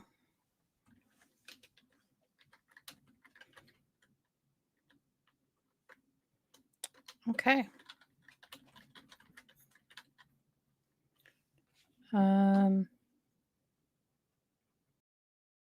Casey. As Nick is listening to this and flipping through the pages, of the report, he recognizes the parasitic library. This is not Division's first or even second encounter with the library. It was once used to secure something incredibly dangerous, with its siphonivore nature conveniently erasing all records of the mission. You were involved in this mission. Why are you the only one from that ill-fated team able to recall scant fragments about the catastrophe that happened? I'm going to assume or guess that the parasitic library predates humanity and even goes back to Nick's home planet of Nibiru before it got turned into the asteroid belt. And whatever hubris thing from our people that caused leviathans, space creatures to destroy the planet, that was when the library moved over to Earth. And I think the fact that Nick can't forget he's a refugee and the last of his kind of makes it hard to forget some of the aspects of the parasitic library. But if I had to like pinpoint a specific mission in history, I think the like burning of the Library of Alexandria might be the last time Nick really encountered the parasitic library himself. But that's a little ways back. Was the burning of the Library of Alexandria a way to try and contain or kill? Was it the fallout of trying to deal with the parasitic library at the time? I think it was one of those things where you set fire to the forest to stop a forest fire from going further. We were trying to burn what it was feeding on before it could achieve something. Destroy the food source. That's probably when you learned that all knowledge, not just written knowledge, and it could easily find more. It wasn't just this one library or these books. It found its way somewhere else. And now you've learned it's found its way here. And now it's gone out there again.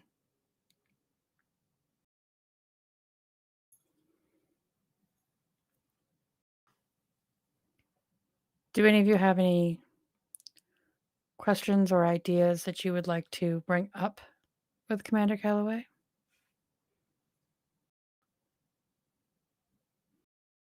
So, like, are we getting like a break, or are we just getting right into this? Do you need a break? And Lara just looks at her phone and sighs and turns it off and puts it down, like face down on the table, and just goes, no. I'm just saying it did take us 6 months or something to finish this last quest. Do you really want to send us? I know you're new here, Goodwin.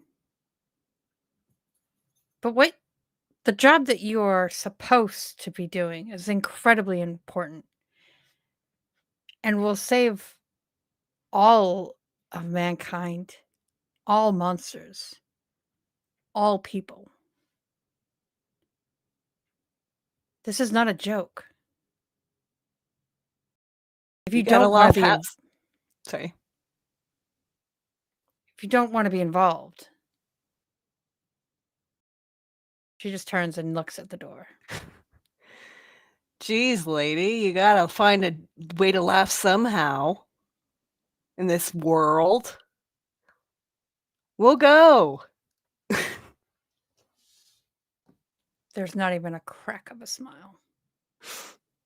I think on this note, Nick will be all like, we'll go. We don't need a break.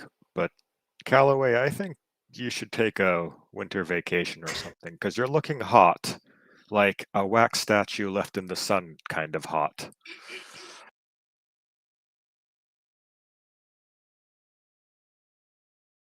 Lada's just sitting there, like, like looking back and forth, like, oh, fuck.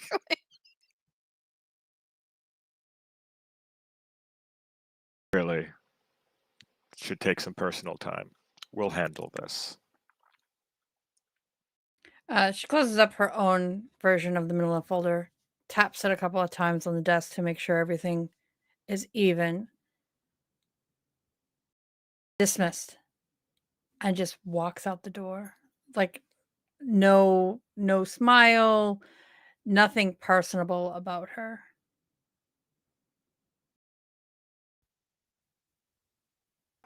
She needs to get that sorted in the bedroom.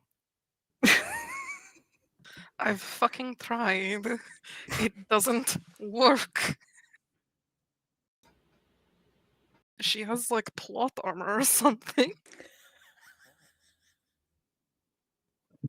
Like, I so, can't- like, go ahead. Oh, I can't even get a bite out of her.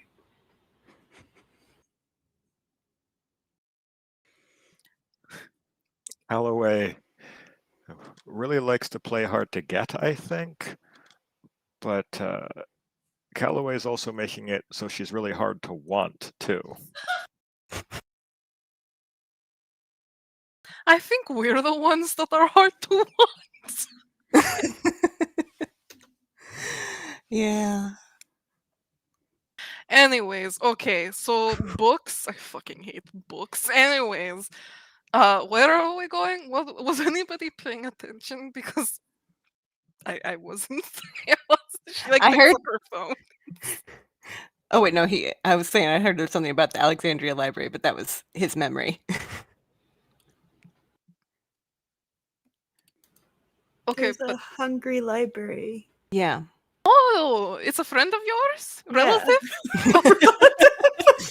Yeah, are you guys like in a hungry support group together? Maybe we could get in contact with that way.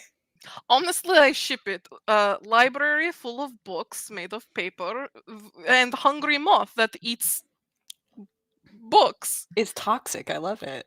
It's very toxic. I'm so into it. I can really see a slow burn 500k word enemies to lovers kind of situation here. They will have told you. You'll find it in the briefing, and there's a handler there that would be able to kind of support those who don't want to read the paperwork. And she'll stand forward in a desperate approximation of Calloway's bearing. Like she's trying to fake it till you make it, sort of. Calloway, I'm going to like act like Calloway does. But you can all tell that she doesn't have that grace or inner power.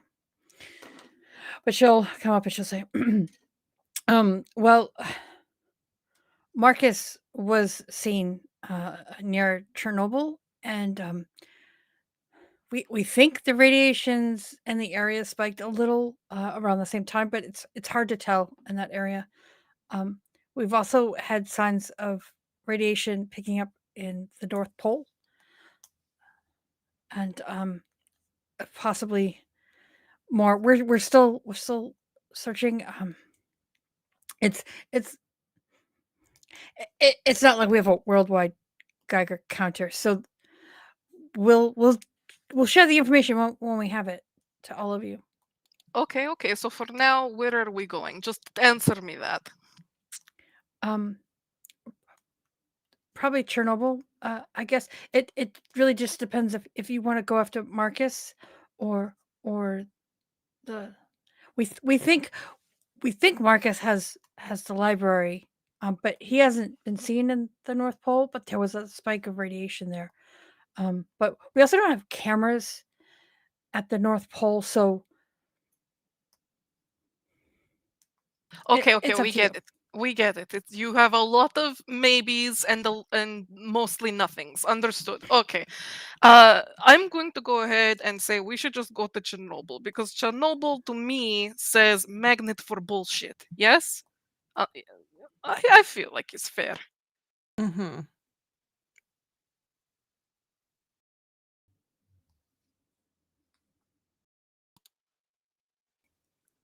Do we go now? Helicopter, please. Yeah, we can have new handlers prepared for you. They've been waiting for you. Are you ready to go now? Well, yeah, unless we want to, I don't know, hang out and maybe play some games, get to know each other a little better. Could be interesting. Yeah, Callaway Uh, seems really interested in doing that. yeah, So Callaway seemed really good about like the whole wasting time to get to know each other a little better. I don't actually think that Callaway Commander would appreciate that. I think Are you telling me that I read the situation wrong? I I think Callaway mentioned that she won't be available for any gameplay. So Oh, I'm not playing I with Callaway. I'm talking about you. What are you doing, huh? What are you up to, huh? oh What do you uh like? Tell me about yourself. um Who's your favorite ship right now? What are you watching? What kind of TV are you into? Do you read any fan fiction? uh, uh I think Chernobyl is a great idea, and You have really beautiful eyes. Does anyone ever tell you that? she just turns bright pink. And your innate power is like it's not even something you can control, especially so close. And you What's could just this? Go ahead. I'm sorry. Finish. I was gonna say, and you can just see that she is um kind of falling under your spell. Do I know this person's name? Did she Um, introduce herself? she did not, but you see she's got a badge that says Anisha. Okay. So like Lada's eyes will flick to the badge and she'll like smirk and lean in a little bit and she'll go, Anisha, you're just so beautiful, like I would really appreciate it. In fact, it would make me feel really, really good if you could maybe get on your knees for me. I just need a little, just a little hit. I believe you have a move for this, don't you? I sure do.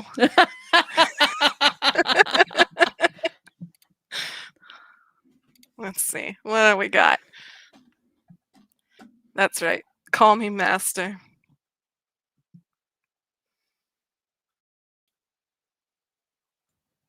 And we are going full darkness tokens, baby. Yes. Ooh, perfect. Did I hit. hurt it? What it won't show me anything. Perfect. All right, let's see. All right. I have claimed new worshippers. Choose two. Fulfill a single command exactly as you wish. Oh, perfect. I could really go for some chicken teriyaki on this flight, by the way. They will grant me new powers temporarily. I don't feel like I need that. They will create a place of worship and power in your name. I'm going to take that. What kind of place of worship and power in your name? Are we talking like a new website? Are we talking an old-fashioned burlesque hall? What do you want? One What of those does crazy shrines just in the back of a closet. a montage Yeah. video of her favorite ship. Yeah. Oh, yeah, no. Okay, so if you could like get on TikTok for me and like there is yes. this really really tasty ship going on around right now. Really? Yeah, and I would really appreciate it if you could just like flood TikTok with some very high velocity edits of You know what? Not a ship, just a man. Pedro Pascal, please. Thank you. Absolutely, mistress. She says while on her knees and pulling out her phone and having to like power it on because you're not supposed to have your phones with you, and just immediately go into TikTok. That should keep her busy. Let's go, everybody. Careless whispers playing in the background.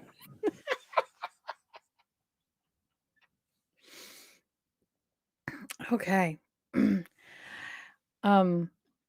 As you all head out right back to the plane, which is already being refueled and ready for you, as almost as if this was the plan all along. Um, you're easily able to get up and into the plane. Does anybody want to stop and do anything, grab anything, snacks or anything before you all leave? Nitsa will take some of those blood chocolates. Perfect. The young handler coming with us?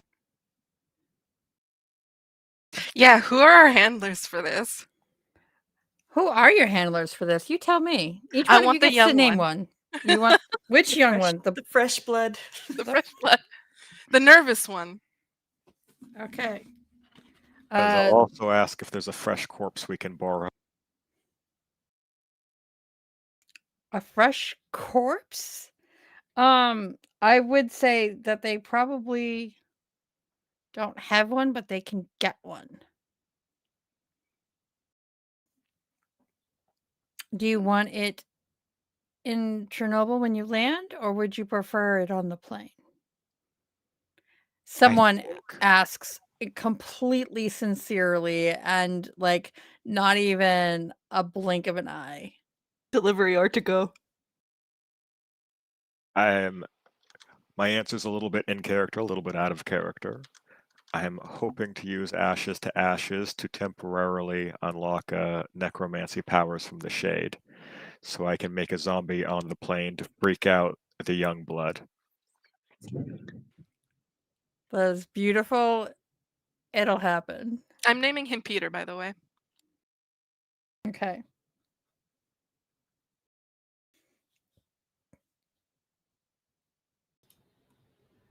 Got a perfect hit. So I'm gonna just temporarily take the necromancy power of darkness from the Shade, and I'll just use that on the plane for that classic zombie, like kind of whole montage. Chase the guy around the plane a little bit as we all act like nothing's happening. Amazing. Lada's like, is it just me or is anybody else shipping Peter with this zombie right now? No, just me? I'm the only one picking up on the raw, urgent chemistry between them? I'm just going to write this down so I don't forget. Okay. Natisha, see? Nitsa's gonna ask for a fresh corpse to be there when they arrive. Not for zombie racing. Right.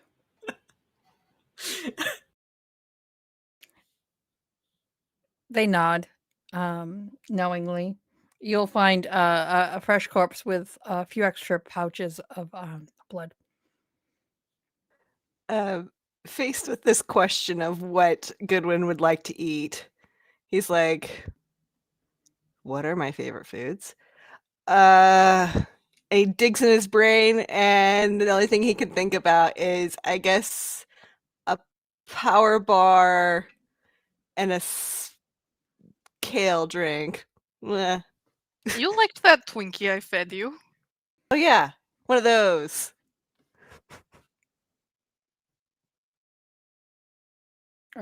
Yeah, okay. Also, this is an opportunity for you as players to describe a handler. Name, description, whatever. Just to add to the flavor. Or if we only want Peter, to have a name and description, we can also do that. I imagine the older handler that's like technically training Peter is like a Ron Swanson type. In fact, I'm naming him Ron. Perfect.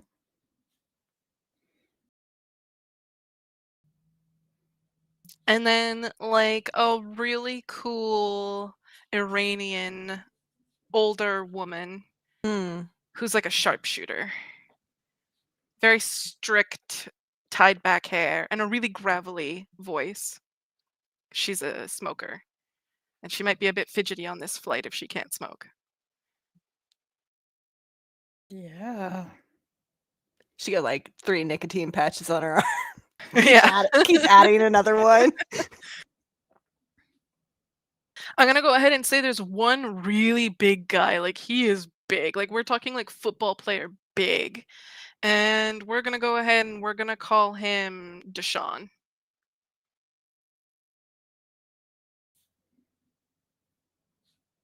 Beautiful singing voice. Oh yeah, absolutely. And really into Taylor Swift. Mm-hmm. She knows how to put on a show. She's an entertainer. I hope entertainers know how to put on a show.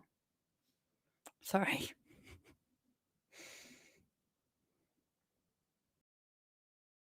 I think that's good. That's 4, right? We did 4. We've Yep, got Peter, that's fresh 4. blood. We've got Ron, who's like the grumpy old veteran.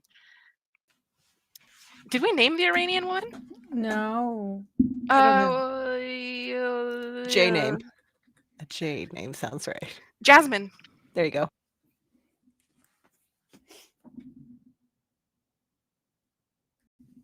Ron, Peter, and Jasmine.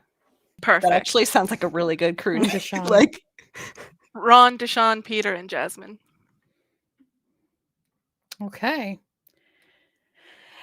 So, as you all get into the plane with your power bars and Twinkies and corpses, Sounds like a party. Right. It sounds like something. We are going to end this week's session. Thank you very much, everyone, for joining us. And let's find out what's on the other side of this flight in Chernobyl. I've been Celtic to Nephew, your keeper for this evening. You can find me at Celtic to Nephew on basically all the things. Discord, Twitter, Mastodon, whatever. You can also find my Start Playing link if you want to play games with me. If you all want to say goodbye, let's start with Z. hi and goodbye, because I like that from last time. It's been so much fun hanging out with everyone, and I hope you guys enjoyed it, and I hope to have everyone viewing be here next week and give us lots of comments. Yes! Comment, like, subscribe.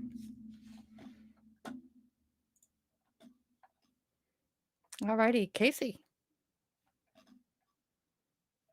That's it for me as Nick and Casey tonight. Thanks for joining our interstellar journey and rolling through time with us. Keep those adventures coming, and we'll see you next time. Good night, everybody. Sam. I'm Sam, and I was playing Lotta. Thank you so much for watching and for sticking with us through the mayhem. You can find me on Discord as Goola. That's Goola. Yeah, catch you next time. Goodbye. And Natisha. You're muted. You're muted, Natisha. Oh no. Big thank you for hanging out with us. If you want to connect with me, you can find me on Discord at Natisha, Natisha. And I hope to join us back for more delicious adventures. Thank you. Bye, everyone. Do we do XP on air? We'll do it after. Okay, cool. Just wanted to make sure.